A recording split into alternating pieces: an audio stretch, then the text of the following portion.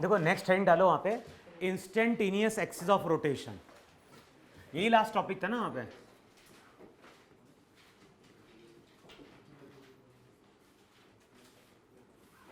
तो लिखो वहां पे इंस्टेंटेनियस एक्सिस ऑफ रोटेशन, और यहां पे डायग्राम ड्रॉ करेगा।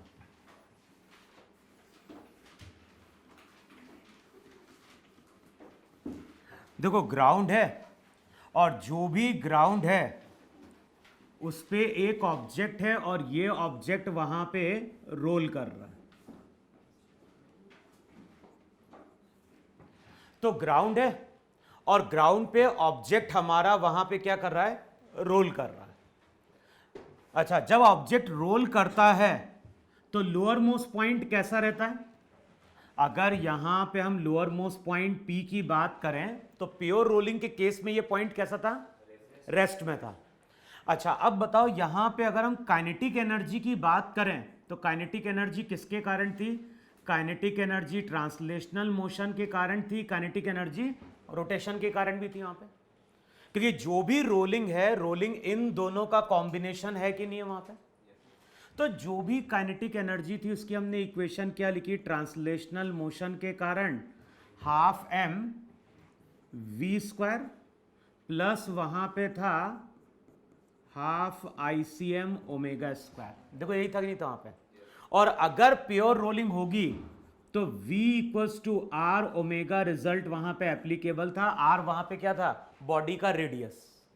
अब बताओ v की जगह अगर r ओमेगा पुट करोगे तो ये हो जाएगा हाफ m, ये हो गया r square omega square plus half ICM into omega square, है ना। अब बताओ क्या चीज कॉमन लोगे वहां पे? अगर यहां पे देखोगे तो ओमेगा स्क्वायर बाय 2 ये टर्म कॉमन आएगी कि नहीं आएगी? अब क्या बचेगी वहां पे? बचेगी टर्म वहां पे ICM प्लस MR स्क्वायर। देखो यही कि नहीं वहां पे। अच्छा, अब ICM प्लस MR स्क्वायर, यहां पे एक एक्सिस इमेजिन करो। बताओ ये एक्सिस कहां से पास कर रही है? सेंटर ऑफ मास से। यहां पे एक और एक्सिस इमेजिन करो। बताओ अब ये दोनों एक्सिस हमारी पैरेलल है कि नहीं है? और अगर मुझे P पॉइंट के about moment of inertia calculate करना है तो हम यही फॉर्मूला यूज करते हैं कि नहीं यूज करते हैं? ICM प्लस क्या हो गया? MR square. तो ये जो ICM प्लस MR स्क्वायर है ये बेसिकली क्या रिप्रेजेंट कर रहा है? ये रिप्रेजेंट कर रहा है इस पूरी बॉडी का P पॉइंट के about moment of inertia, P point के अबाउट मोमेंट ऑफ इनर्शिया। अब वैल्यू पुट करोगे तो जो काइनेटिक एनर्जी है उसका फॉर्मूला क्या निकल के आएगा? उसका फॉर्मूला निकल के आएगा half IP into omega square. देखो है कि नहीं है? जो काइनेटिक एनर्जी निकल के आ गई वो अब निकल के आ गई half IP into omega square. अब बताओ हाफ I ओमेगा स्क्वायर ये फॉर्मूला कब यूज किया जाता है? अबे हाफ MV स्क्वायर ये फॉर्मूला कब यूज करते हैं? जब बॉडी केवल ट्रांसलेट करती है। हाफ I ओमेगा स्क्वायर कब यूज किया जाता है? जब बॉडी रोटेट करती है। रोलिंग के केस में दोनों चीजें हो रही कि नहीं हो रही? इसलिए दोनों को हमने लिखा है। अब यहां पे फाइनली क्या बन गया? यहां पे फाइनली फॉर्मूला बन गया हाफ IP ओमेगा स्क्वायर। और ये जो मोशन है या ये जो फॉर्मूला निकल के आया ये फॉर्मूला रोटेशनल मोशन के लिए होता है कि नहीं होता है?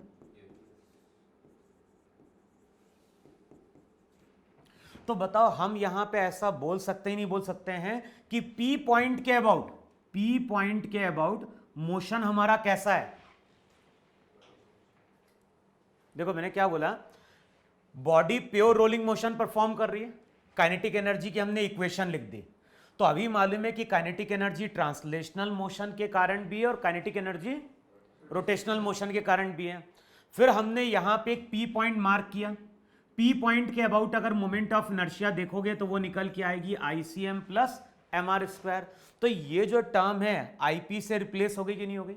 इसका मतलब है कि ये जो काइनेटिक एनर्जी का फॉर्मूला है ये किसके लिए बन गया?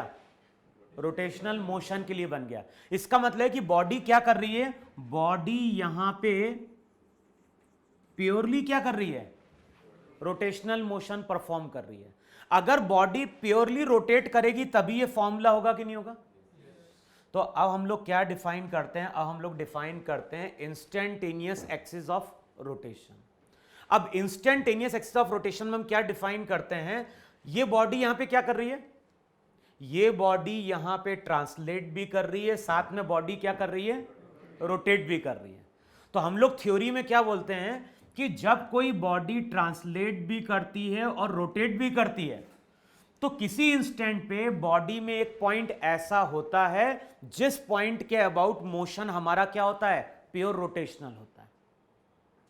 समझे क्या बोल रहा हूं, मैंने क्या बोला, अगर कोई बॉडी ट्रांसलेट भी कर रही है, साथ में बॉडी क्या कर रही है, रोटेट भी कर रही है, तो एक पॉइंट ऐसा होगा जिस पॉइंट के अबाउट बॉडी केवल क्या कर रही होगी, प्योरली रोटेट कर रही होगी, और उसी पॉइंट को हम क्या डिफाइन करते हैं, इंस्टेंटेनियस एक्सिस ऑफ रोटेशन।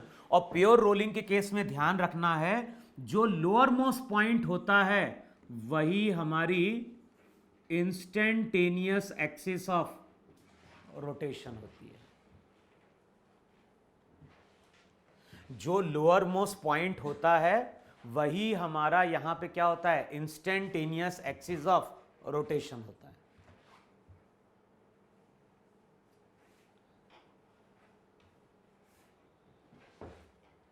यानी बॉडी ट्रांसलेट प्लस रोटेट दोनों कर रही है, लेकिन अगर किसी इंस्टेंट पे हम इस पॉइंट के अबाउट देखेंगे तो बॉडी केवल क्या कर रही है, रोटेट कर रही है। अच्छा, ओमेगा सेम है कि नहीं सेम है, जो ओमेगा सेंटर ऑफ मास के अबाउट है वही ओमेगा हमारा क्या है, इंस्टेंटेनियस एक्सिस के अबाउट है। तो ध्यान रखना है, ओमेगा जो रहेगा वो दोनों के अबाउट सेम रहेगा।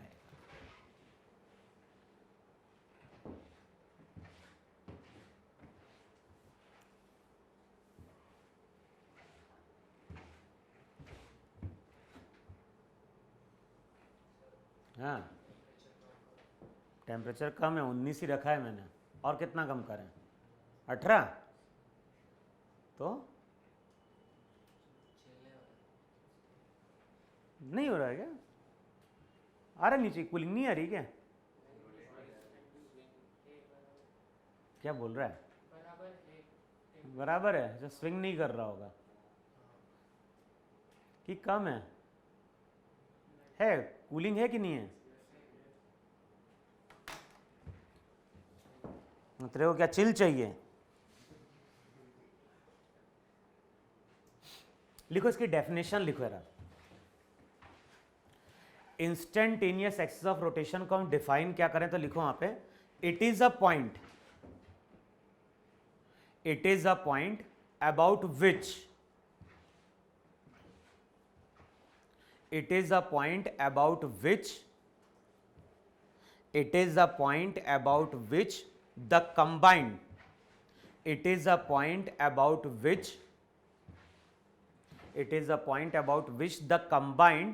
translational and rotational motion, it is a point about which the combined translational and rotational motion appears to be pure rotational। क्या लिखा वहां पे, it is a point about which the combined translational and rotational motion appears to be pure rotational. फिर लिखो वहां पे, in case of pure rolling lower most point, in case of pure rolling, lowermost point will be the instantaneous axis of rotation।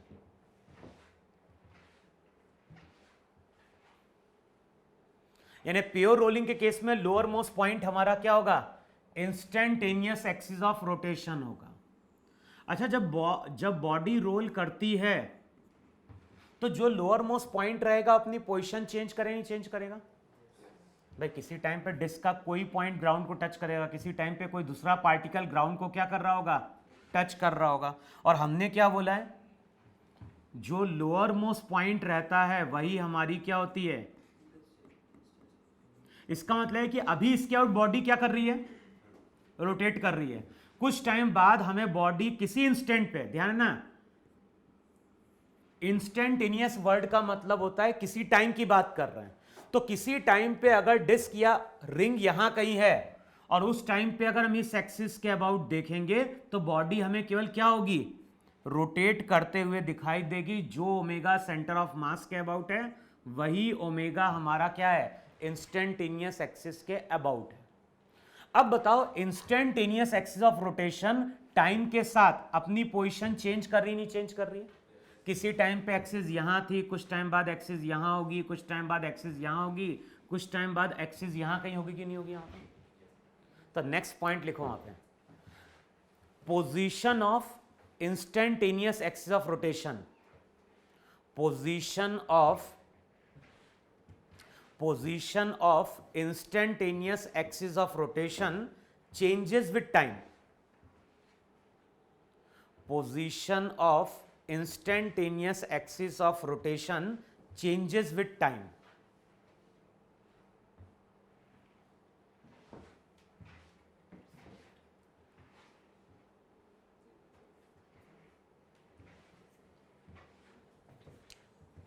लिखा इतना? फिर next point क्या लिखोगे यहां पे, एंगुलर वेलोसिटी। नेक्स्ट पॉइंट लिखो वहां पे, angular velocity about instantaneous axis of rotation. Angular velocity about instantaneous axis of rotation will be same as, angular velocity about instantaneous axis of rotation will be same as angular velocity about its center of mass, about center of mass।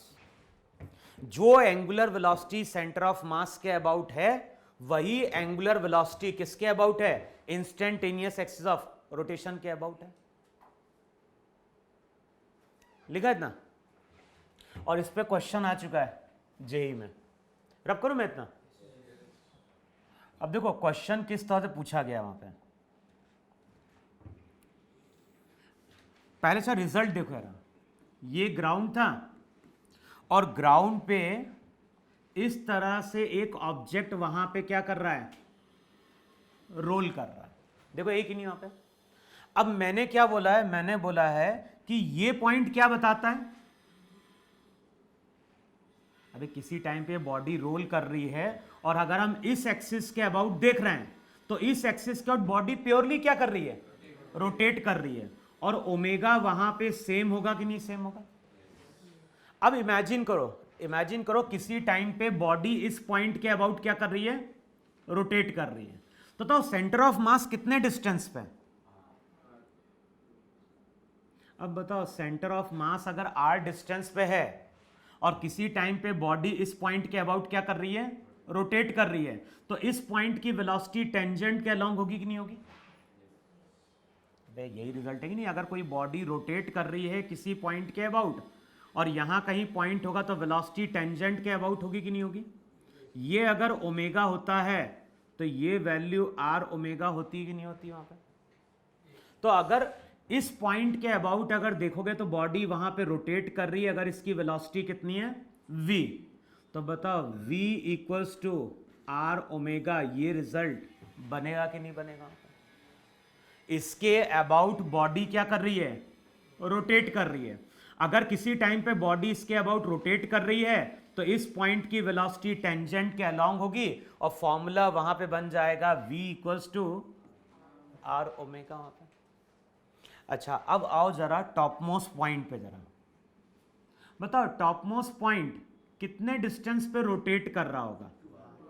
तो इस point के about अगर देखोगे ये point rotate कर रहा है तो वेलोसिटी क्या होगी, v dash equals to 2r omega, और r ओमेगा v के बराबर है तो ये 2v होगा कि नहीं होगा। और ये रिजल्ट था कि नहीं था कि अगर कोई बॉडी रोल कर रही है तो टॉप मोस्ट पॉइंट कितनी वेलोसिटी चल रहा होगा, 2v से चल रहा होगा वहां पे। अच्छा फिर यहां कहीं एक पॉइंट लो, बताइए पॉइंट मैंने कहां पे लिया है, अबे सेंटर ऑफ मास तो यहां है, सेंटर ऑफ मास के सामने लिया है। अब बताओ ये डिस्टेंस कितना,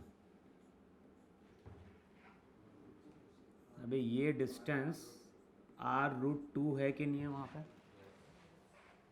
अब बताओ ये पॉइंट भी क्या कर रहा है, बोलो, इस पॉइंट के अबाउट ये पॉइंट भी क्या कर रहा है, रोटेट कर रहा है, तो वेलोसिटी टेंजेंट के अलॉन्ग होगी कि नहीं होगी, कितनी होगी, r√2 इंटू ओमेगा, और चेक करो √2 VCM या √2 V, यही वेलोसिटी थी कि नहीं थी वहां पे। तो किसी भी पॉइंट की वेलोसिटी अगर हमें कैलकुलेट करनी है तो हमें ये प्रॉपर्टी सर्कुलर मोशन की क्या करनी है, यूज करनी है।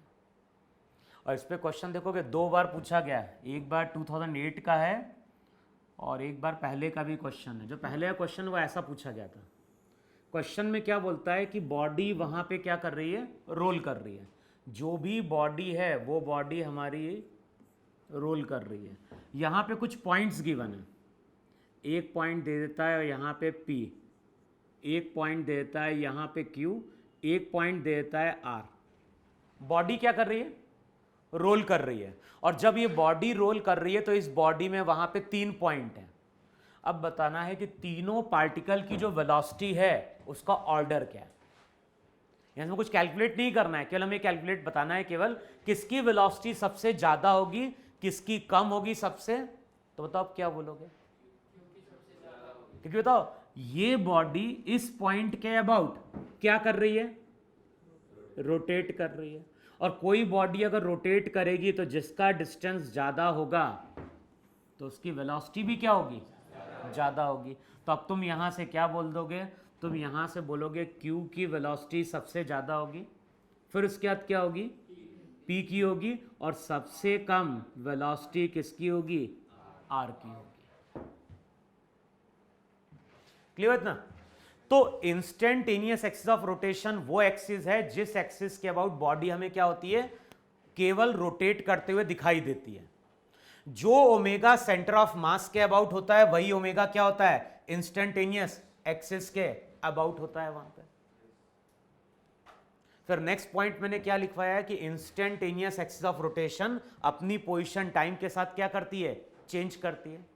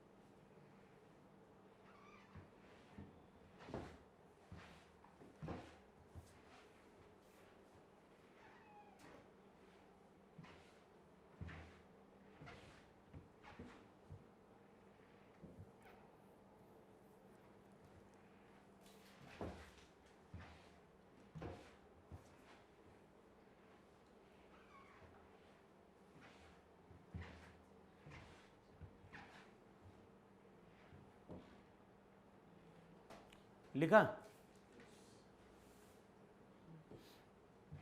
अब देखो एक और डायग्राम देखो यार, मान लो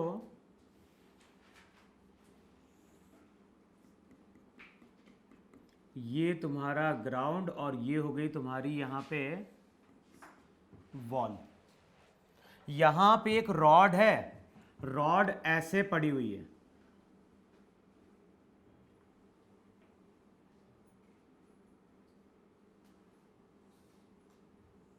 रॉड अभी किसके कांटेक्ट में, वॉल के। और अब यहां पे जो रॉड है, रॉड हमारी कैसी है, वर्टिकल है। अब इमेजिन करो कि रॉड के इस पॉइंट को हमने हल्का सा डिस्टर्ब किया, तो क्या होगा भाई, कोई रॉड, अच्छा जो भी सरफेस है सभी सरफेस वहां पे फ्रिक्शनलेस है। अब बताओ सभी सरफेस अगर फ्रिक्शनलेस हैं तो क्या होगा, अगर इसको हल्का सा भी अगर हमने डिस्टर्ब किया तो अब जो डायग्राम रहेगा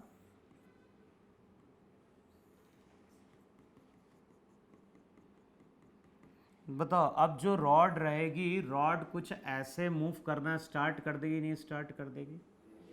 ये पॉइंट कहां जा रहा होगा, ये पॉइंट। तो जो भी रॉड है, रॉड फ्रिक्शनलेस सरफेस पे है, ग्राउंड भी फ्रिक्शनलेस है, वॉल भी फ्रिक्शनलेस है। अगर हम रॉड के लोअर मोस्ट पॉइंट को हल्का सा डिस्टर्ब करें तो कुछ टाइम बाद रॉड हमें ऐसे मूव करते हुए दिखाई देगी, नहीं दिखाई देगी? अब बताओ, ये जो रॉड है, अगर ये रॉड केवल ऐसे ही चले तो मोशन क्या है? ट्रांसलेशनल। अगर ये रॉड केवल ऐसे मूव करते रहे, रोटेशनल। अब बताओ यहां पे क्या होगा? भाई ये रॉड की टेंडेंसी ऐसे रोटेट करने की है कि नहीं? अच्छा, ये रॉड क्या ऐसी अपनी जगह पे रोटेट कर रही है क्या? नहीं, साथ में ये रॉड कहां जा रही है? तो बताओ यहां पे अगर तुम बात करोगे तो यहां पे बोलोगे नहीं बोलोगे, ये रॉड जो है वो ट्रांसलेट भी कर रही है और साथ में क्या कर रही है? रोटेट भी कर रही है। और मैंने क्या बोला है? मैंने बोला है कि अगर कोई बॉडी ट्रांसलेट भी कर रही है, रोटेट भी कर रही है, तो वहां पे एक पॉइंट ऐसा होगा जिसके अबाउट बॉडी किसी इंस्टेंट पे क्या होगी? केवल रोटेट करते हुए दिखाई देगी। और उस पॉइंट को हमने इंस्टेंटेनियस एक्सिस ऑफ रोटेशन नाम दिया है कि नहीं नाम दिया? प्योर रोलिंग के केस में वो पॉइंट कहां था? Lower most point. अब बताओ ये रोलिंग है क्या? नहीं। अगर रोलिंग नहीं हो रही है तो हम कैसे लोकेट करेंगे इंस्टेंटेनियस एक्सिस ऑफ रोटेशन? तो करना क्या है, कहीं पे भी दो पार्टिकल ले लो, इस रॉड में कहीं पे भी तुम दो पार्टिकल मार्क कर लो।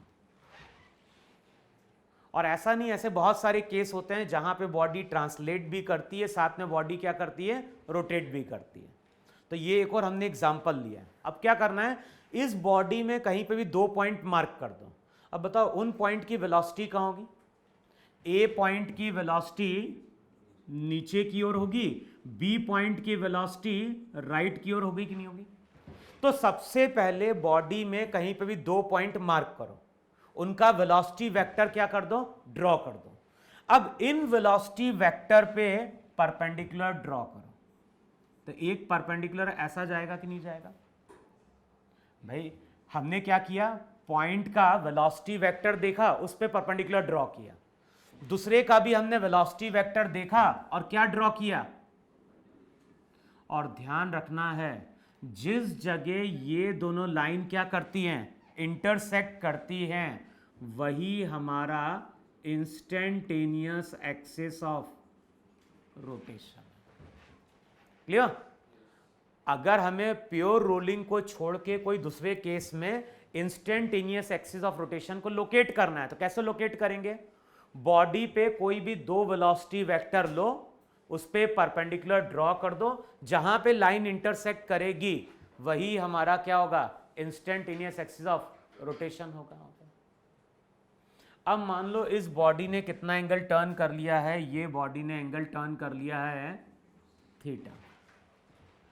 अब कैलकुलेट करके बताओ, find out the angular velocity of the rod. भाई जैसे ही रॉड को हमने हल्का सा डिस्टर्ब किया तो रॉड ट्रांसलेट प्लस रोटेट दोनों कर रही है।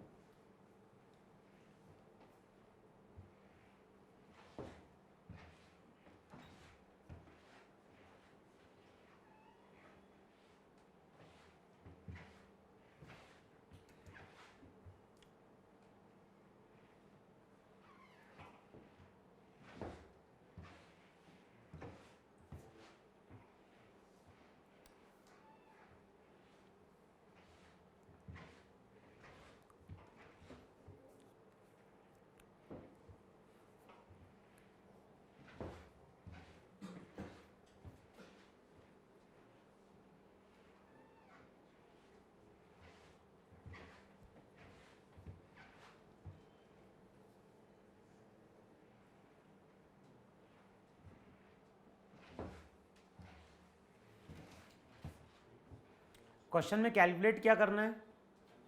Angular velocity. अच्छा बताओ, यहां पे सरफेस फ्रिक्शनलेस है तो एनर्जी कंजर्व होगी कि नहीं कंजर्व होगी? तो हम एनर्जी कंजर्व कर सकते हैं। लेकिन अब देखो दिक्कत क्या आती है, तुम इनिशियल एनर्जी क्या लिखोगे?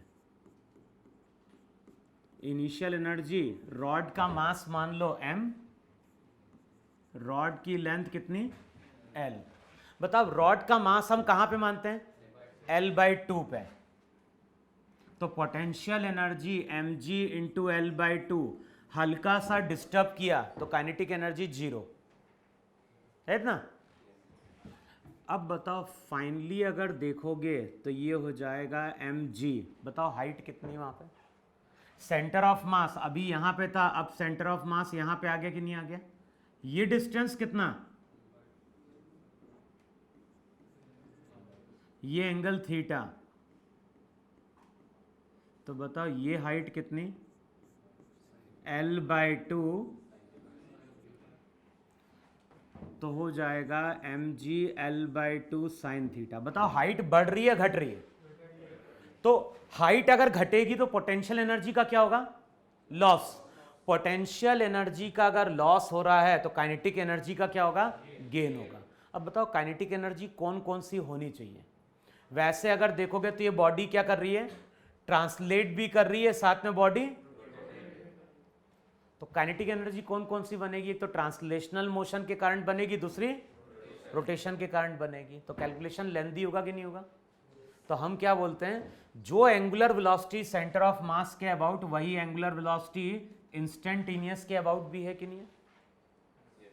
तो हम सीधे लिख दें वहां पे फाइनली एनर्जी हाफ आई, और आई जो रहेगा वो यहाँ पे मोमेंट ऑफ इनर्शिया होगा किसके about, instantaneous axis of rotation के अबाउट। अब कैलकुलेट करो, इंस्टेंटेनियस एक्सिस ऑफ रोटेशन के अबाउट मोमेंट ऑफ इनर्शिया कितना है।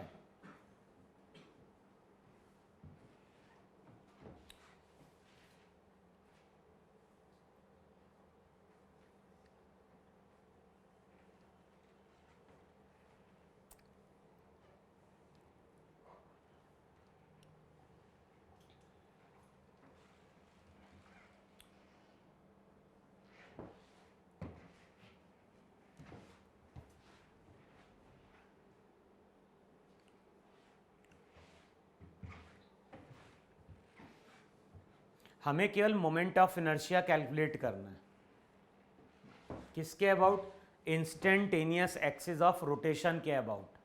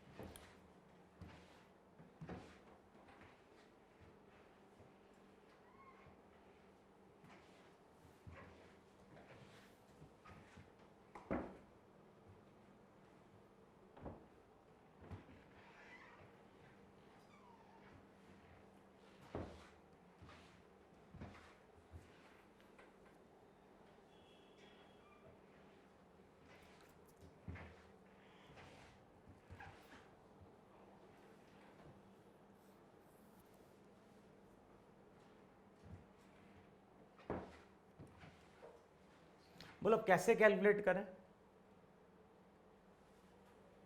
अबे ये सेंटर ऑफ मास है कि नहीं है, सेंटर ऑफ मास के अबाउट मोमेंट ऑफ इनर्शिया कितना होता है, ml स्क्वायर बाय 12 प्लस क्या होगा, ये सेंटर ऑफ मास के अबाउट है, हमें इसके अबाउट कैलकुलेट करना ही नहीं कैलकुलेट करना है। तो यहां से इस पे क्या ड्रॉ कर दें,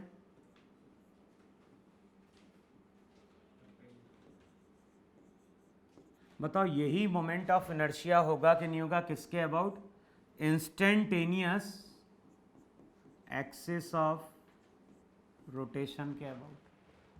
अब बताओ डी की वैल्यू कितनी है, बोलो L बाई टू, हाँ कॉट थीटा, कैसे कैसे,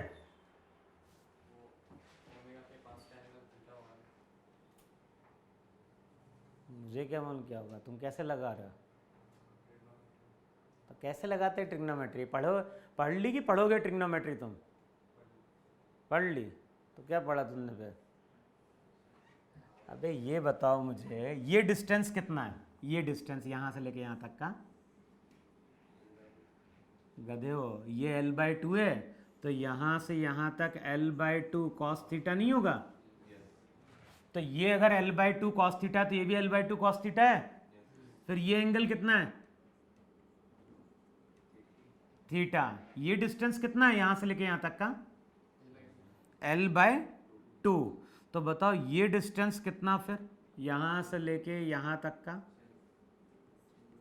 हाँ, l/2 साइन थीटा। देखो है कि नहीं है वहां पे? तो ये डिस्टेंस l/2 cos थीटा, ये डिस्टेंस,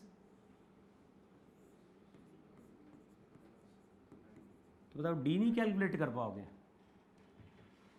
d की वैल्यू क्या हो गई? अंडर रूट, अभी ये l/2 cos थीटा होगा तो ये भी l/2 cos theta, l/2 sine theta होगा कि नहीं होगा वहाँ पे? तो अब क्या लिखा जाएगा वहाँ पे? l²/4 sine square theta. तो ये बताओ कितना l/2 है कि नहीं है d की वैल्यू? अबे है या ना? अब क्या होगा वहाँ पे?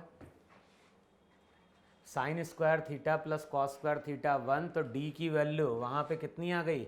l/2 आ गई वहाँ पे। देखो d की वैल्यू इतनी आ गई कि नहीं आ गई? l/2। अब d की वैल्यू l/2 आ गई तो मोमेंट ऑफ इनर्शिया कितना?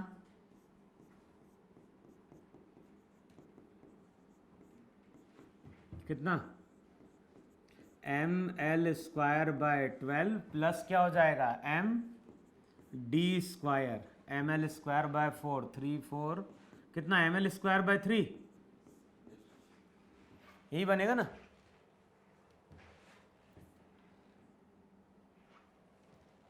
चेक करो सही लिखा है नहीं लिखा है। 3, अरे ना ml²/3।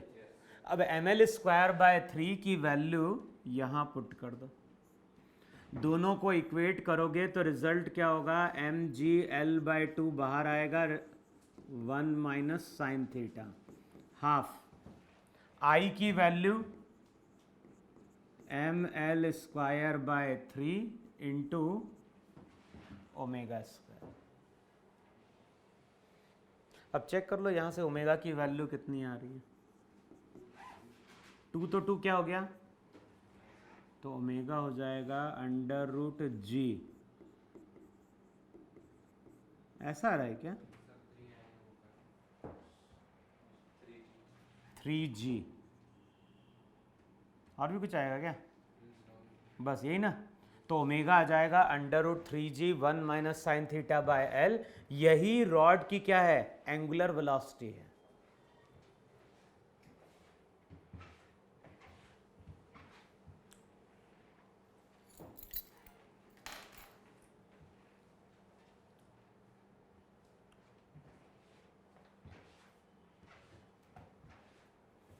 देखो मॉड्यूल में क्वेश्चन देखो 2007 का देखो रहा क्वेश्चन होगा जिसमें वेलोसिटी के कुछ पॉइंट्स दिए हुए हैं।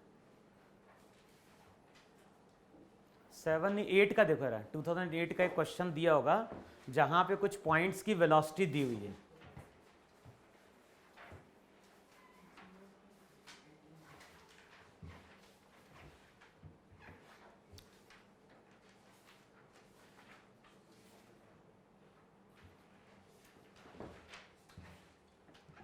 देखा कहीं पे क्वेश्चन?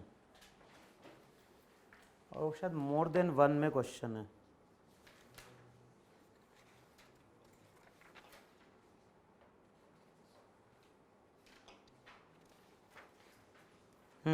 पेज नंबर 67 पे क्वेश्चन नंबर 22 देखो रहा। Page number 67 question number 22।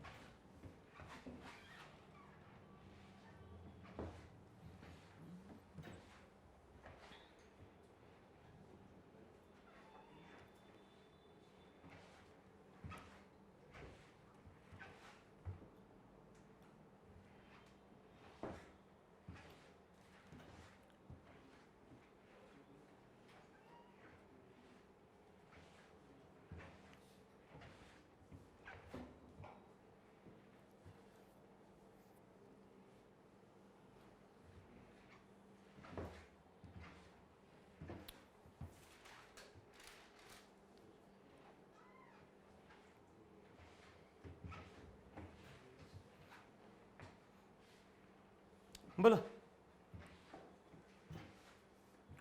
कौन कौन सा ऑप्शन सही है?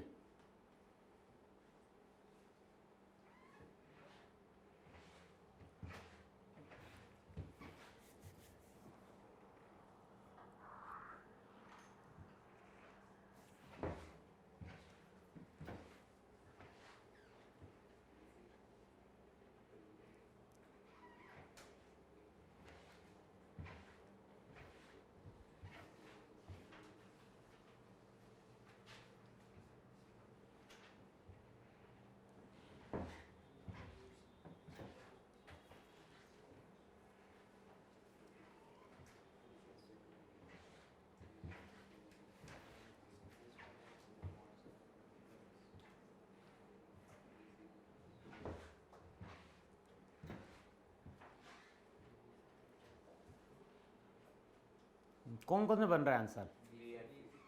बी एंड, तो वही दिया आंसर पीछे, वो भी तो देखो।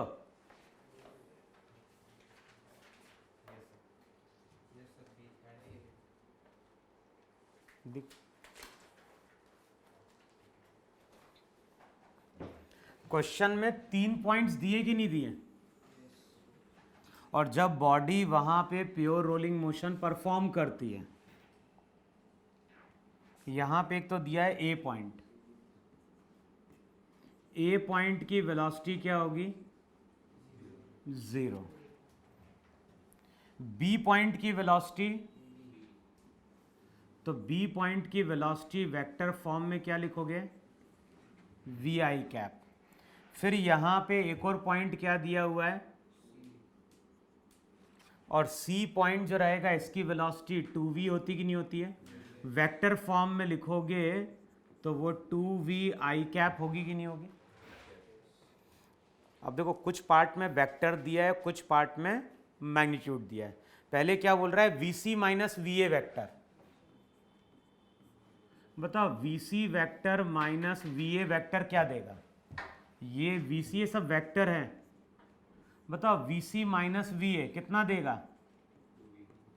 2v आई कैप। वेक्टर फॉर्म में सब्ट्रैक्ट कर रहे हैं, किसके बराबर बोल रहा है? ये बराबर बोल रहा है twice of vb minus vc। vb की वैल्यू vi कैप माइनस, बताओ ये चीज इक्वल होगी क्या भाई? ये 2v आई कैप बनेगा और यहां से क्या बनेगा? माइनस 2v आई कैप। तो इक्वल है क्या? नहीं। फिर अगले स्टेप में क्या बोल रहा है? अगले स्टेप में बोल रहा है vc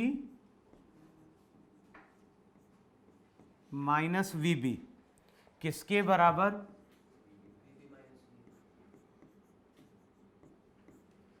देखो है कि नहीं यहाँ पे? अब vc माइनस vb कितना देगा? और vb माइनस vab, ये ऑप्शन सही है कि नहीं सही है? फिर नेक्स्ट केस में मैग्नीट्यूड की बात कर रहा है, बताओ vc माइनस va कितना देगा मैग्नीट्यूड? 2v ना। हाँ तो मैग्नीट्यूड से मतलब है किसके बराबर? Twice of vb minus vc। ये भी सही है कि नहीं सही है? हमें केवल मैग्नीट्यूड देखना है, तो मैग्नीट्यूड यही बनेगा कि नहीं बनेगा वहां पे? फिर डी में क्या बोल रहा है? vc माइनस va, 2v होगा कि नहीं होगा? vc माइनस va, और ये किसके बराबर? 4 टाइम्स vb। तो ये भी वहां पे क्या हो गया? इनकरेक्ट हो गया होगा।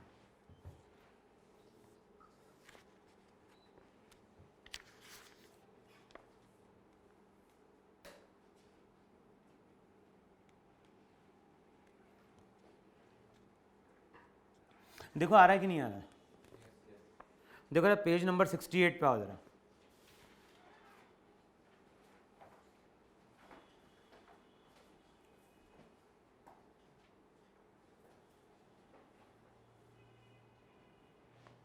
पेज नंबर 68 पे देखो जरा पैसेज 1। पेज नंबर 68 पे पैसेज 1 देखो जरा।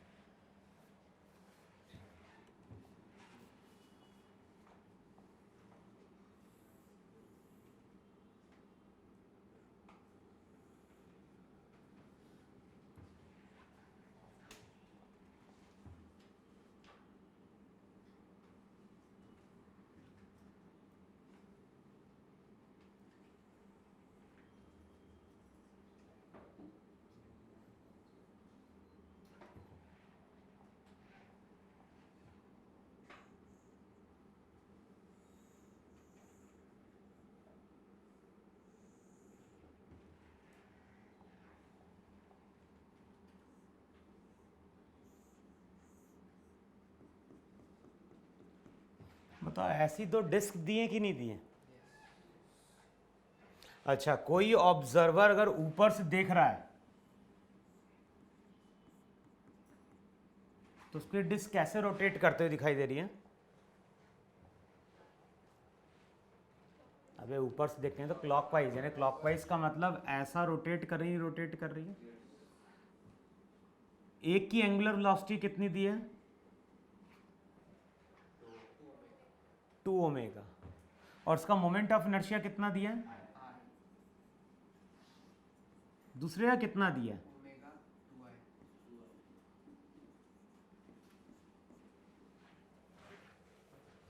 अच्छा, अब ये एंगुलर वेलोसिटी आई कैसे है? भाई स्प्रिंग को कंप्रेस किया, कुछ मैकेनिज्म रही होगी, और वहां पे जब भी स्प्रिंग नेचुरल लेंथ में आएगी तो स्प्रिंग अपनी एनर्जी किसको दे देगी? डिस्क को। तो डिस्क को जो भी एनर्जी मिल रही है वो स्प्रिंग के कंप्रेशन के कारण मिल रही है कि नहीं मिल रही है? अब इस डिस्क को किससे कंप्रेस किया है? ये वाली डिस्क को, हाँ, इसको हमने x1 से कंप्रेस करके दिया है, और इसको हमने, अच्छा, दोनों स्प्रिंग कैसी हैं? स्प्रिंग कांस्टेंट क्या बोल रहा है क्वेश्चन में? नेचर सेम है, क्या बोल रहा है? Same spring constant. तो बताओ ऊपर वाली स्प्रिंग के पास कितनी एनर्जी रही होगी पहले? हाफ के x1 स्क्वायर। अब जैसे स्प्रिंग अपनी ओरिजिनल लेंथ में आएगी तो ये पूरी की पूरी एनर्जी किसको ट्रांसफर कर देगी? डिस्क को। तो डिस्क को हम क्या लिख दें वहां पे? Half I. बताओ एक इक्वेशन ये लिख सकते नीचे वाली जो डिस्क है उसको एनर्जी किसके कारण मिल रही है? अब स्प्रिंग को हमने कितने से कंप्रेस किया? x2 से। जैसे ही छोड़ेंगे तो स्प्रिंग की एनर्जी किस में ट्रांसफर हो गई? डिस्क की काइनेटिक एनर्जी में। तो ये हो जाएगा half 2i into omega square. अब क्या कैलकुलेट करना है? क्वेश्चन के 3 पार्ट हैं। बोलो फर्स्ट पार्ट में क्या बोल रहा है? x1 अपॉन, चेक करो आप x1 बाय x2 का रेशियो क्या है? हाँ, x1 by x2, half half cancel out होगा 2। तो चेक करो x1 बाय x2 √2 है कि नहीं है वहां पे? फिर इसके बाद क्या बोल रहा है?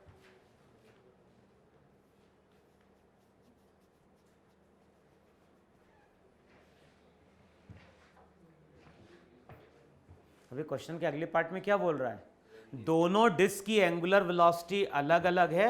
अब कौन सी चीज कांटेक्ट में आ रही है? दोनों डिस्क हमारी अब इस तरह से कांटेक्ट में आएगी कि नहीं आएगी वहां पे? तो ये एक डिस्क है,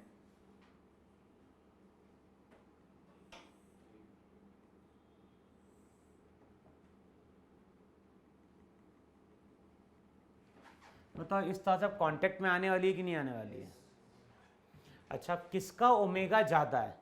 इसको बोल दो मान लो डिस्क ए, इसको बोल दो डिस्क बी।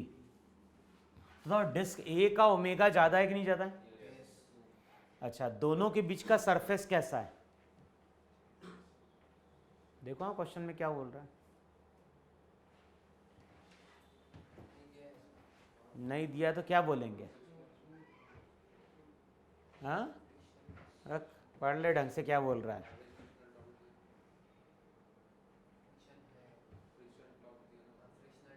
अबे कौन सी चीज स्मूथ है? एक्सेल स्मूथ है।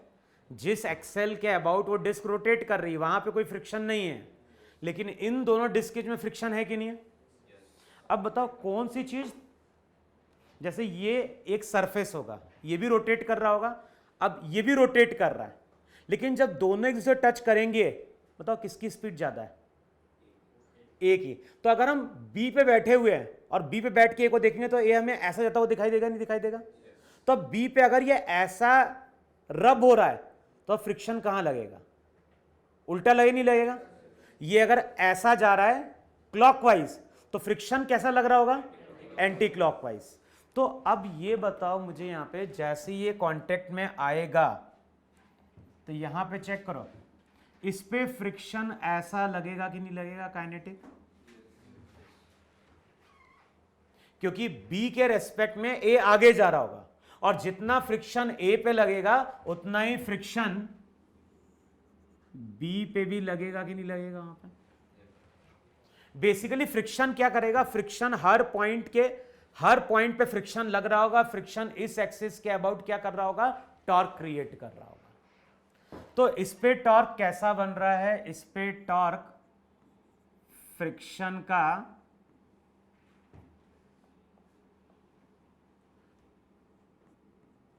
एंटी क्लॉकवाइज, इस पे फ्रिक्शन का टॉर्क। अब क्या करो, इन दोनों को मिला के डिफाइन कर दो सिस्टम। अब बताओ, इसको अगर सिस्टम मान लिया, इसको हमने एक्स एक्सिस, इसको हमने क्या मान लिया, वाई एक्सिस। तो अब ये बताओ दोनों डिस्क का वेट कहां है, इसका वेट नीचे, इसका वेट। अब बताओ, वेट अगर एक्सिस के पैरेलल है तो उसका कोई टॉर्क बनेगा क्या, नहीं। इस एक्सिस के अबाउट टॉर्क फ्रिक्शन का बनेगा कि नहीं बनेगा, लेकिन ये फ्रिक्शन इंटरनल है या एक्सटर्नल है। अबे दोनों को सिस्टम मानोगे तो फ्रिक्शन तो वहां पे क्या हो गया, इंटरनल हो गया कि नहीं हो गया। अब अबे फ्रिक्शन अगर क्या बोल, फिर से क्या बोल रहे हैं, अबे एनर्जी कैसे कंजर्व होगी, जब फ्रिक्शन काइनेटिक होगा तो एनर्जी का लॉस नहीं होगा। अरे उसी कारण तो दोनों डिस्क का सरफेस क्या होगा, गर्म हो जाएगा कुछ टाइम बाद। तो अभी तो फ्रिक्शन के कारण एनर्जी का क्या होगा, लॉस होगा। बताओ फ्रिक्शन ऊपर वाले की स्पीड को क्या करेगा, तो इसकी स्पीड को डिक्रीज कराएगा, लेकिन इसकी स्पीड को। अब बताओ एक टाइम ऐसा आएगा कि नहीं आएगा जब दोनों हमारे क्या होंगे, सेम स्पीड से चलेंगे, और जिस टाइम पे दोनों की स्पीड सेम होगी रिलेटिव मोशन खत्म हो जाएगा, और रिलेटिव मोशन अगर खत्म हुआ तो फ्रिक्शन भी वहां पे क्या होगा, खत्म हो जाएगा। वहां पे फ्रिक्शन कब तक रहता है, जब तक कि दोनों ऑब्जेक्ट के बीच में रिलेटिव मोशन रहेगा। तो फ्रिक्शन ऊपर वाले की स्पीड को क्या कर रहा है, डिक्रीज करा रहा है, नीचे वाले की स्पीड को बढ़ा रहा है, और एक टाइम आएगा जब दोनों के बीच का रिलेटिव मोशन खत्म हो जाएगा, फिर दोनों एक साथ जाएंगे ही नहीं जाएंगे, तो फ्रिक्शन वहां पे क्या हो गया, जीरो। अब फ्रिक्शन इंटरनल है, तो बताओ इस एक्सिस के अबाउट टॉर्क जीरो है कि नहीं जीरो है,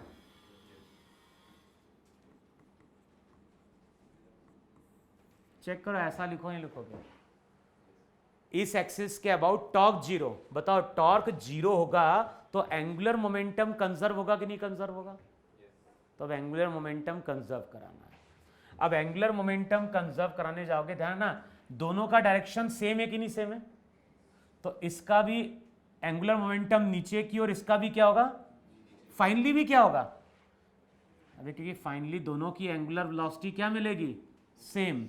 तो हम क्या लिखेंगे, हम लिखेंगे वहां पे आई इंटू टू ओमेगा प्लस क्या हो जाएगा, 2i इंटू ओमेगा, बाद में moment of inertia 3i, angular velocity omega dash. तो पहले ये चेक करो कि एंगुलर वेलोसिटी ओमेगा डैश कितना आ गया,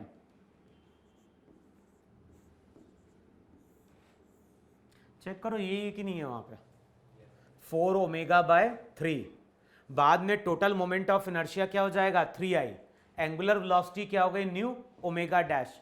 तो जिस टाइम पे दोनों बॉडी कांटेक्ट में आई, दोनों की एंगुलर वेलोसिटी अलग अलग थी, लेकिन जैसे ही ये दोनों बॉडी क्या होगी, एक साथ चलना स्टार्ट करेगी, उस टाइम पे फ्रिक्शन खत्म होगा और बॉडी के पास वेलोसिटी कितनी आ जाएगी, 4 ओमेगा बाय 3।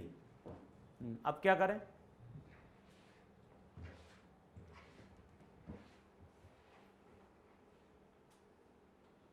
अभी कैलकुलेट क्या करना है सेकेंड पार्ट में, एवरेज फ्रिक्शनल टॉर्क, और क्या कैलकुलेट करना है, लॉस इन, तो पहले हम लॉस कैलकुलेट कर लेते हैं कि इसकी जरूरत पड़ेगी। मतलब लॉस कितना हुआ, लॉस अगर देखोगे तो इनिशियल काइनेटिक एनर्जी क्या थी, इनिशियल काइनेटिक एनर्जी थी हाफ आई 2 ओमेगा का स्क्वायर प्लस क्या होगा हाफ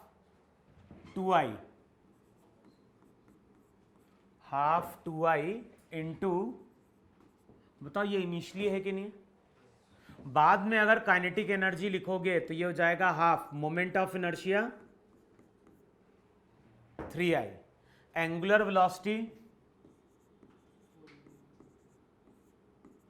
हमें कैलकुलेट क्या करना है, वर्क डन बाय फ्रिक्शन किसके बराबर होता है, change in mechanical energy of the system. तो जो भी एनर्जी का लॉस होगा वही फ्रिक्शन का क्या होगा, वर्क। तो सब्ट्रैक्ट हो जाएगा और नेगेटिव आएगा यहाँ पे, फाइनल माइनस इनिशियल करोगे तो चेक करो कितनी है वैल्यू।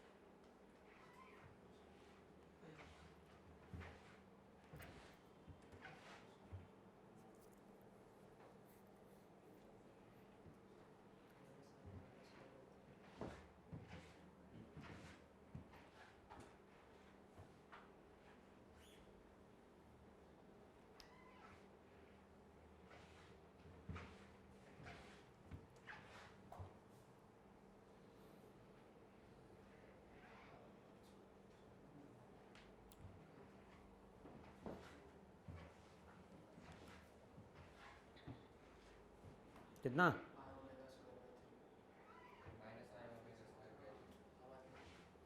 कितना आ गया, माइनस लॉस इन एनर्जी ना, तो ये आ गया कितना, minus I omega square by, negative sign क्या बता रहा है, नेगेटिव साइन बता रहा है कि फाइनल कम है इनिशियल ज़्यादा है, तो वहाँ पे क्या हुआ, लॉस हुआ। फिर क्या पूछ रहा है, फ्रिक्शन का टॉर्क। अब कैसे निकालें टॉर्क, बोलो।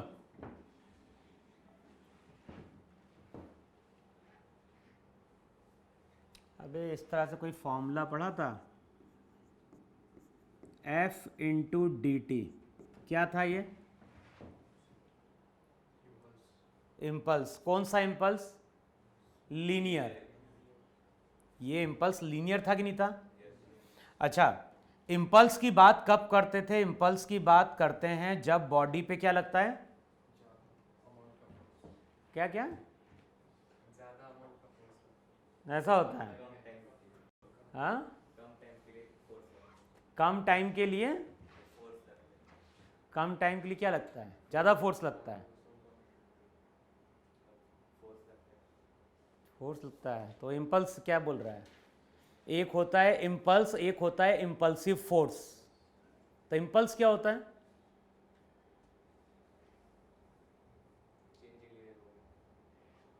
अबे इम्पल्सिव देखो, अगर लार्ज अमाउंट का फोर्स है, अगर लार्ज अमाउंट का फोर्स है जो बहुत छोटे टाइम के लिए एक्ट किया, तो उसको हम क्या बोलेंगे, उसको इम्पल्सिव फोर्स बोलेंगे। इम्पल्सिव फोर्स अलग चीज होती है, इम्पल्स का मतलब होता है फोर्स का लगना कुछ टाइम के लिए, कुछ टाइम के लिए अगर फोर्स लगा तो वो क्या बना, इम्पल्स। और अगर लार्ज अमाउंट का फोर्स लग रहा है बॉडी पे, कितने टाइम के लिए, स्मॉल टाइम के लिए, तो उसको हम क्या बोलेंगे? Impulsive force. तो अगर मैंने कभी ऐसा लिखा वहां पे 3 न्यूटन, या ऐसे मैंने बोला फोर्स की वैल्यू है 3 न्यूटन, अब इसको हम इंपल्सिव बोले या नॉन इंपल्सिव फोर्स बोले? इंपल्सिव फोर्स का मतलब क्या हुआ? लार्ज अमाउंट का फोर्स जो एक्ट करता है शॉर्ट टाइम के लिए। तो हमने बोला किसी बॉडी पे 3 न्यूटन का फोर्स लगा स्मॉल टाइम के लिए। जैसे अगर ये पेन ऐसा टकराएगा बोर्ड पे तो क्या होगा? जैसे ये पेन मेरे हाथ पे टकराएगा तो कुछ टाइम के लिए टकराए ना केवल, तो यहां पे हम क्या बोलेंगे? इंपल्सिव फोर्स बना क्या? क्या? यस। अबे मैंने बोला इंपल्स बना कि नहीं बना? जैसे पेन आया, पेन टकराया, ऐसे टकराया तो इंपल्स बना। अब अरे बना ना इंपल्स। अबे इंपल्स का मतलब होता है फोर्स लगना कुछ टाइम के लिए। अब ऐसा डिफाइन नहीं किया गया कि टाइम बहुत छोटा होना चाहिए। फोर्स लगा कुछ टाइम के लिए तो वहां पे क्या बन गया? इंपल्स बन गया। लेकिन इंपल्सिव फोर्स का मतलब होता है लार्ज अमाउंट का फोर्स जो शॉर्ट टाइम में एक्ट करता है। तो अगर मैंने बोला किसी बॉडी पे 3 न्यूटन का फोर्स लगा बहुत स्मॉल टाइम के लिए, तो ये 3 न्यूटन का फोर्स इंपल्सिव है क्या? क्यों? शॉर्ट टाइम के लिए, लेकिन साथ में क्या होना चाहिए? ज्यादा भी होना चाहिए। तो ये ज्यादा फोर्स है क्या 3 न्यूटन का? नहीं है। नहीं बता सकते? अरे कोई भी चीज ज्यादा है या कम है कब बोल पाएंगे? जब इसको हम कंपेयर करेंगे। अगर मैं 3 न्यूटन को कंपेयर करूं, बताओ इसके कंपैरिजन में 3 न्यूटन क्या है? बहुत कम है ना? और इसी 3 न्यूटन को अगर हम कंपेयर करें, बताओ इसकी कंपैरिजन में 3 न्यूटन क्या है? बहुत ज्यादा है। तो अब इसको हम क्या बोले 3 न्यूटन को? इंपल्सिव या नॉन इंपल्सिव? अरे कुछ नहीं बोल सकते ना, अभी तो समझाया। इंपल्सिव का मतलब क्या हुआ? लार्ज अमाउंट का फोर्स जो शॉर्ट टाइम के लिए एक्ट करेगा। तो मैंने बोला 3 न्यूटन का फोर्स शॉर्ट टाइम के लिए एक्ट किया, तो इसको हम कुछ बोल पाएंगे क्या? अरे बोल तभी पाओगे ना जब इसको कंपेयर करोगे। मैं पूछ रहा हूं पेन की हाइट क्या है, बड़ी है छोटी है? क्या है? कंपेयर करेंगे, बिल्डिंग की हाइट से कंपेयर करें तो छोटी है, और एक छोटा सा कागज का पीस या लकड़ी का टुकड़ा ले आओ तो उसके रेस्पेक्ट में क्या हो जाएगा? तो इसको हम कुछ बोल पाएंगे क्या? ना तो हम इसको इंपल्सिव बोल सकते हैं ना नॉन इंपल्सिव बोल सकते हैं। तो फिजिक्स में फिर इंपल्सिव फोर्स कैसे आइडेंटिफाई करेंगे? तो कंपेयर करने के लिए कुछ है ही नहीं, तो कैसे कंपेयर करेगा? जैसे कई बार ऐसा नहीं होता था कि यहां पे बैग लटका हुआ है स्ट्रिंग से, यहां पे बुलेट आती है, बुलेट हिट करके एम्बेड कर जाती है। अब हम आइडेंटिफाई कैसे करें कि कोई फोर्स इंपल्सिव है कि नहीं है? एक तो रूल क्या होता है, कोलिजन के टाइम पे जो भी फोर्स लगा दो बॉडी के बीच में वो हमेशा क्या होता है? इंपल्सिव होता है। अब यहां पे टेंशन था कि नहीं था पहले से? बैग जो है वो स्ट्रिंग से लटकी हुई है, तो यहां पे टेंशन है कि नहीं है? अब ये टेंशन कैसा है, इंपल्सिव या नॉन इंपल्सिव? क्यों? हाँ, तो अब ये बढ़ रहा है। देखो किसी सिंगल फोर्स को हम देख के कुछ बोल पाएंगे क्या? नहीं। तो फिजिक्स में कॉन्सेप्ट क्या है, कोई भी चीज अगर सडनली बढ़ी तो इंपल्सिव, और घट गई तो नॉन इंपल्सिव। तो यहां पे बढ़ रही है घट रही है? घट रही है, तो क्या हो गया? अब मान लो यही बुलेट ऐसे हिट करती, अब ये बुलेट नीचे की ओर हिट करती तो क्या होता? टेंशन बढ़ता, तो टेंशन फिर क्या हो जाता? इंपल्सिव।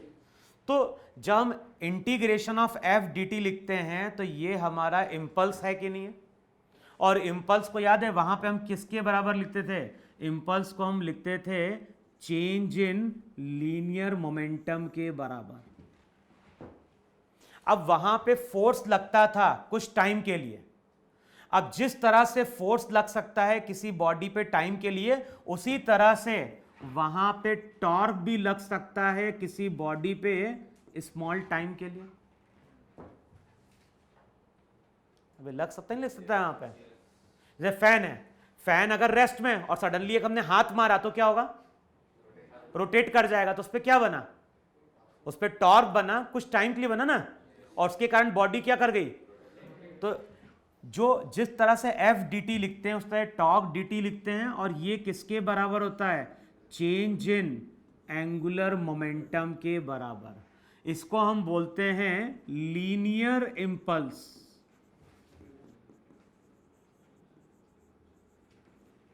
और इसको हम क्या बोल रहे हैं, इसको हम बोल रहे हैं वहां पे एंगुलर इंपल्स। अच्छा, किसका टॉर्क कैलकुलेट करना है, फ्रिक्शन का ना, कितने टाइम में, टी। तो अब बताओ ये फॉर्मूला अप्लाई करोगे तो क्या लिखोगे, फ्रिक्शन का टॉर्क इनटू क्या हो जाएगा, टाइम। तो टॉर्क इनटू टी किसके बराबर, चेंज इन एंगुलर मोमेंटम के बराबर। अब किसी का भी एंगुलर मोमेंटम का चेंज कैलकुलेट कर लो, बताओ इसका एंगुलर मोमेंटम में चेंज कितना आया, फाइनल माइनस इनिशियल। फाइनली क्या था, फाइनली था 2i। बताओ ये फाइनल एंगुलर मोमेंटम था कि नहीं था वहां पे, और इनिशियली कितना था 2i इंटू क्या हो गया, ओमेगा वहां पे। अबे किसी का भी हम एंगुलर मोमेंटम में चेंज कैलकुलेट कर सकते हैं। पूरे सिस्टम का एंगुलर मोमेंटम कभी चेंज होगा क्या, क्यों नहीं, क्यों कंजर्व है, क्योंकि टॉर्क क्या है, जीरो है। लेकिन किसी एक बॉडी पे देखेंगे उस पर टॉर्क बन रहा है कि नहीं बन रहा है, और टॉर्क बन रहा है तो इसलिए वहां पे एंगुलर मोमेंटम उसका क्या होगा, चेंज होगा। अब चेक कर लो वहां पे एंगुलर मोमेंटम में चेंज कितना आया।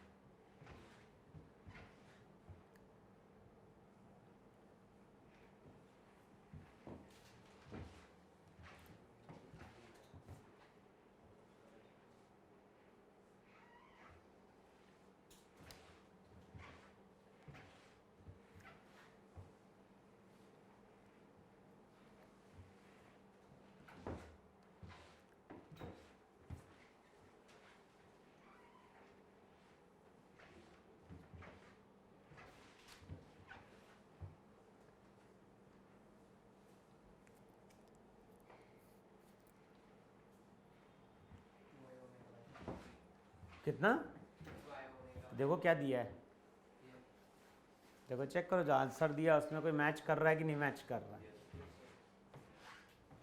भाई 2i तो बाहर निकल जाएगा, 2i ओमेगा बाहर निकलेगा, 4/3 माइनस 1 यानी कितना, 1/3, कितना 2i ओमेगा/3, यही आंसर है वहां पर। तो कई बार हम लीनियर इंपल्स यूज करते हैं और कई बार हम एंगुलर इंपल्स का फॉर्मूला क्या करते हैं, यूज करते हैं। जैसे स्नूकर का टेबल होता ही नहीं होता है, तो स्नूकर का टेबल होता है तो बॉल होती कि नहीं होती है, बॉल को किससे हिट करते हैं, स्टिक होती है, इसको क्या बोलते हैं,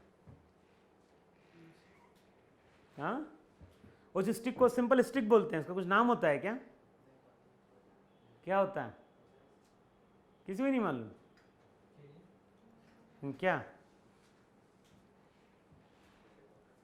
खेला है किसी ने स्नूकर, देखा भी नहीं तुम लोगों ने, तो क्या करते हैं उसमें,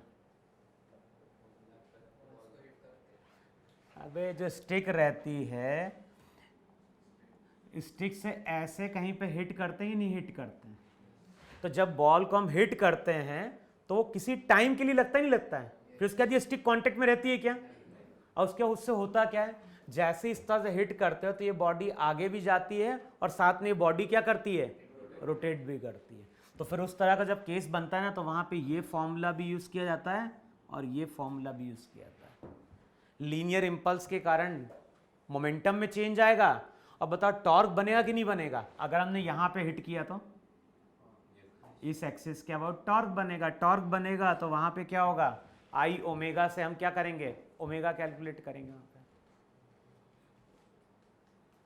आया ना समझ में? खत्म हो गया अब टॉपिक ये।